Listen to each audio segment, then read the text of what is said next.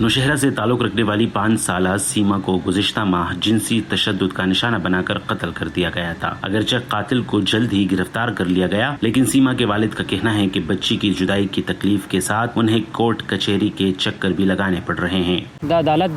آج تاریخ ہے اور کل تاریخ ہے، اس کی ضرورت ہی کیا ہے؟ ان تاریخوں کی اس پہ اتنا ٹائم لینے کی ضرورت ہی نہیں ہے۔ ہم آخر کریں گے کیا؟ 5-6 مہینے سے لاک ڈاؤن تھا اور اب یہ واقعہ آ گیا ہے، ہم تو خوار ہو جائیں گے۔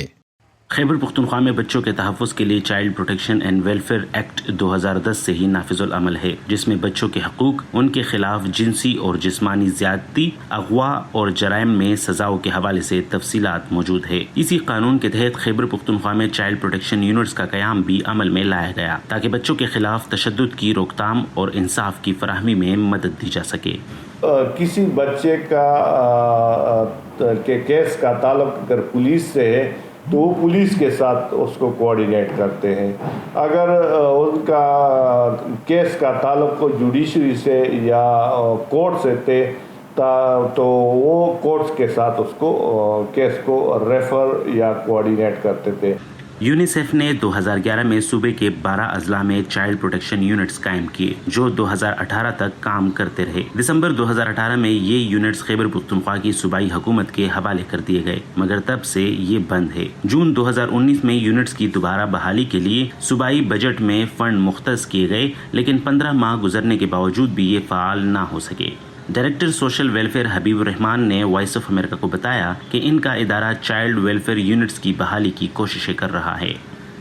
یہ چونکہ بہت زیادہ کمپلیکس ایشوز ہے، اس لیے تھوڑا سا ٹائم کنزیومنگ ہے، ہمارے پاس کیپیسٹی کی بھی تھوڑی کمی ہے، فائنینشیل ریسورسز کی بھی کنسٹرینٹ ہے، تو ان ساری چیزوں کو مد نظر رکھتے ہوئے ہم نے انشاءاللہ ریسٹرکچرنگ ڈاکومنٹ ہم نے کمپلیٹ کی ہے، ہم نے ایڈمنسٹریٹو ڈپارٹمنٹ کو سبمٹ کی ہے۔ جیسے ہی یہ کمپیٹنٹ فورم سے امپروو ہوتا ہے تو انشاءاللہ یہ مسئلے مسائل حل ہوں گے اور پھر جو فنڈ ایلوکیٹ ہوتا ہے اس کو ہم یوٹیلائز کرنے کے قابل بھی ہو جائیں گے۔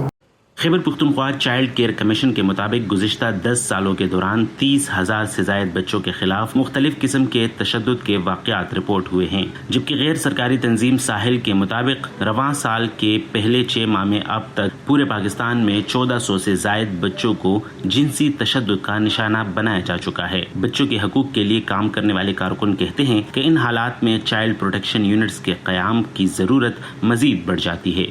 اصل میں اس طرح ہے کہ اگر یہ یونٹ ڈسٹرکٹ میں بحال ہوتے ہیں نا تو لوگوں کو وہ جسٹس کی اور وہ انصاف کی رسائی وہ آسان ہو جاتی ہے۔ ابھی اگر ہم دیکھ لیں تو ایک ہی دفتر ہے پورے صوبے میں، جہاں پہ جو ڈسٹرکٹ کے بچے یا ڈسٹرکٹ سے جو فیملیز ہے وہ یہاں تک اپروچ وہ نہیں کر سکتے۔ اگر یہی دفتر ضلعوں میں ہوں گے تو لوگوں کو ایکسیس بہت آسانی سے ملیں گے۔ سیما کے والد مطمئن ہے کہ پولیس نے ملزم کو جلد گرفتار کر لیا، مگر وہ قانونی تقاضوں اور انصاف کے پیچیدہ نظام سے پریشان ہے اور جلد انصاف چاہتے ہیں۔